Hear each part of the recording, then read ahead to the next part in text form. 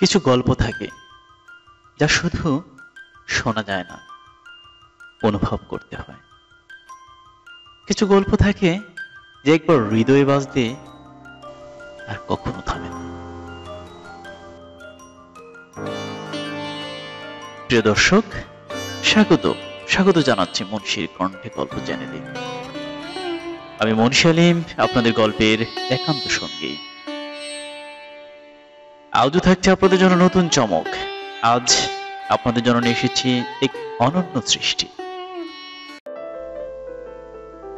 আজ থাকছে নীতিশিক্ষার সেই বিখ্যাত গল্প, বোকা গাধার কাণ্ড, বা গাধা মাথায় মগজ নাই। দুই শিরোনামে বিভিন্ন জায়গায় গল্পটি রয়েছে। তো যাই হোক, এই গল্পপ্রেমী বন্ধুরা, তবে দেরি কেন, চলুন না চলে যাক নীতিশিক্ষার সেই গল্পের অমিত্য ভবনে। শুরু হচ্ছে গল্পটি। বনের রাজা ছিল সিংহ, আর শিয়াল ছিল তার মন্ত্রী। সিংহ বনের পশুদের শিকার করে খেত, আর সেই শিকারে কিছু ভাগ শিয়ালও পেত। একদিন সিংহ অসুস্থ হয়ে পড়ল, এমন অসুস্থ যে সে শিকারে যেতে পারছিল না। সিংহ শিয়ালকে বলল,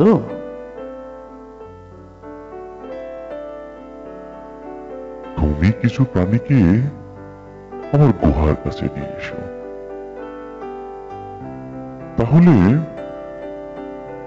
আমি তাদের ধরে খেতে পারি।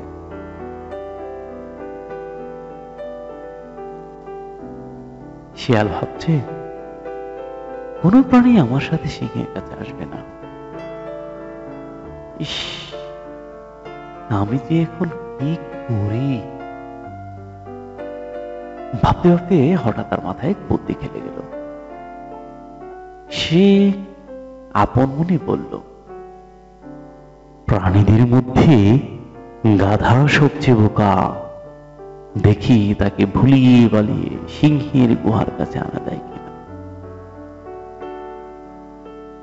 শিয়াল গাধাকে বলল,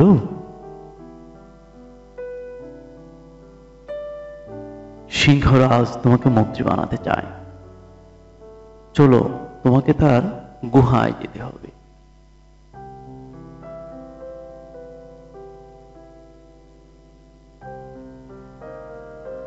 বোকা গাধা শিয়ালের চালাকি বুঝতে পারল না। সে শিয়ালের সাথে সাথে সিংহের গুহায় এলো। ক্ষুধার্ত সিংহ গাধাকে এক আঘাতে মেরে ফেলল। তারপর সিংহ বলল, তুমি এখানে একটু বসো, আমি নদী থেকে একটু পানি খেয়ে আসি, তারপর মজা করে গাধাকে খাওয়া যাবে। সিংহ নদীর দিকে চলে গেল।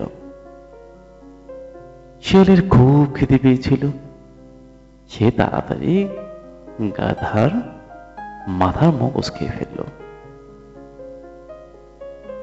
তারপর চুপ করে বসে রইল। একটু পরে ফিরে এলো সিংহ। সে দেখল গাধার মাথায় মগজ নেই। সে বলল, এই প্রাণীটার মগজকে খেয়েছে?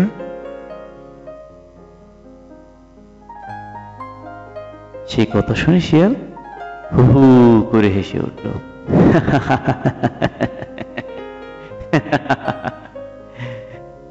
মহারাজ, এর মাথায় তো কোনো মগজই নেই।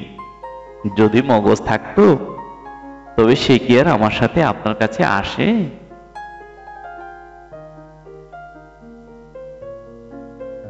প্রিয় গল্পপ্রেমী বন্ধুরা, এই ছিল আমাদের আজকের গল্প। কেমন লাগলো গল্পটি জানিয়ে দিন আমাদের কমেন্ট অপশনে। এছাড়াও নতুন কোনো গল্প শুনতে চাইলে অনায়াসে লিখতে পারবেন আমাদের গল্পের কমেন্ট অপশনে। এছাড়া আপনি যদি আমার চ্যানেলে নতুন হয়ে থাকেন প্লিজ একটু লাইক করবেন এবং নিকটস্থ প্রিয়জনদের সাথে গল্পটি একটু শেয়ার করবেন যদি আপনার নিতান্ত ভালো লেগে থাকে। আশা করছি অপর কেউ শোনার একটু সুযোগ করে দিবেন। আজকে এ পর্যন্তই, আবারও কথা হবে নতুন কোন এপিসোডে নতুন কোনো গল্প নিয়ে। সে পর্যন্ত সবাই ভালো থাকুন, সুস্থ থাকুন, সুন্দর থাকুন। সবার প্রতি রইল নিরন্তর শুভকামনা। ধন্যবাদ সবাইকে।